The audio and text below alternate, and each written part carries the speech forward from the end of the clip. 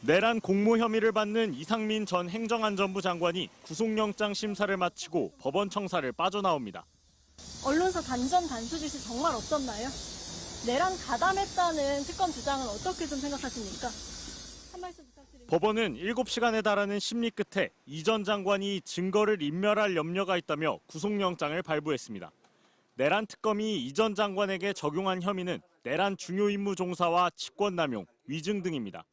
12.3 비상계엄 당시 윤석열 전 대통령에게서 MBC와 JTBC 등 언론사 4억에 공급되는 전기와 수도를 끊으라는 지시를 받고는 소방청장에게 전화해 경찰에 협조 요청이 오면 조치하라고 지시했다는 혐의인데 특검은 이를 국헌 문란 행위로 보고 있습니다.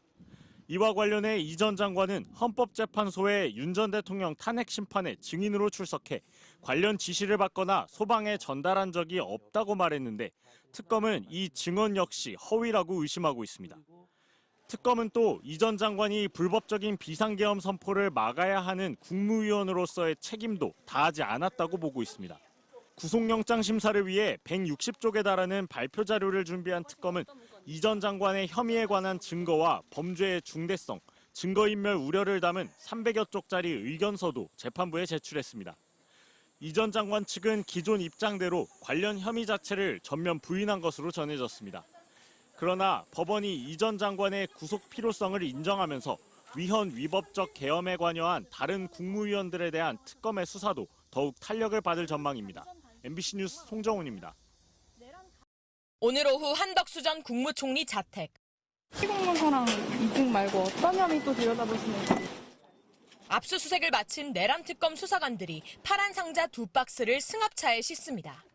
특검팀은 오늘 서울 삼청동 국무총리 공관과 강의구 전 대통령 부속실장 자택도 압수수색했습니다.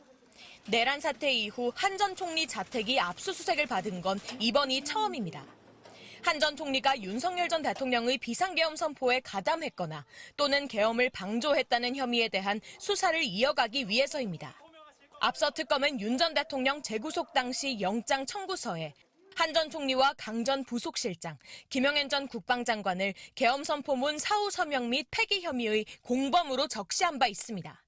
한 전 총리는 위헌 위법한 비상계엄의 절차적 정당성을 부여하기 위해 국무위원들을 소집하고 계엄 선포를 적극적으로 말리지 않았으며 계엄 해제 후에 선포문에 서명을 했다가 폐기하려 했다는 의혹을 받고 있습니다. 계엄 사후 문건에 왜 서명을 했고 왜 폐기를 하셨는지 여쭤봐도 되겠습니까? 한 전 총리는 김용현 전 국방장관이 작성했다는 계엄 지시사항 문건에 대해 거짓 발언을 한 의혹도 받고 있습니다. 계엄 전 국무회의에서 계엄 문건을 받은 적이 없다고 했었지만 당시 대통령실 대접견실 CCTV 등에는 한 전 총리가 어떤 문서를 챙기는 모습이 담겨 있는 것으로 파악됐습니다. 특검은 오늘 총리 공관을 압수수색하며 CCTV 또한 압수 대상으로 적시한 것으로 전해졌습니다. 한 전 총리가 가지고 있던 문서의 행방이나 사후 계엄 선포문의 서명과 폐기 과정을 확인하기 위해서입니다. 특검은 압수물 분석을 마치는 대로 한 전 총리를 다시 불러 조사할 예정입니다. MBC 뉴스 구나연입니다. 내란 특검이 비상계엄 직전 국무회의에 참석한 국무위원들 중 일부에 대해 내란에 동조하거나 방조한 혐의를 적용하는 것을 검토 중인 것으로 확인됐습니다. 특검의 한 관계자는 헌법기구인 국무회의에서 대통령에 대한 아무런 견제 기능을 수행하지 못한 것이라며 국무위원들이 말은 계엄에 반대했다고 하지만 근거가 될 회의록조차 없는 데다 자신들이 먼저 계엄 해제 의결에 나설 수 있는데도 국회 해제 요구안 표결 때까지 아무것도 하지 않았다고 말했습니다. 특히 헌법 82조 대통령의 국법상 행위는 문서로 하고 이 문서에는 국무총리와 관계 국무위원이 부서한다는 조항에도 주목하고 있습니다. 한덕수 전 국무총리는 계엄 이후 작성된 비상계엄 선포문에 서명했다가 사후 문건을 만들었다는 게 알려지면 논란이 될 수 있으니 없던 일로 하자고 요청한 것으로 드러났습니다. 부속실장에 전화하여 사후에 문서를 갖추는 것이니 없었던 것으로 하자고 하신 바가 있다고 하십니다. 혹시 기억하십니까? 네, 기억합니다. 처음에 부서를 거부하지 않았다는 건 실패로 끝난 친위 쿠데타에 절차적 정당성을 부여하려는 시도로 볼 수도 있습니다. 이 선포문을 사후 작성한 강희구 전 대통령 부속실장도 현재는 참고인 신분이지만 특검은 강 전 실장을 피의자로 전환하는 방안도 검토하고 있습니다.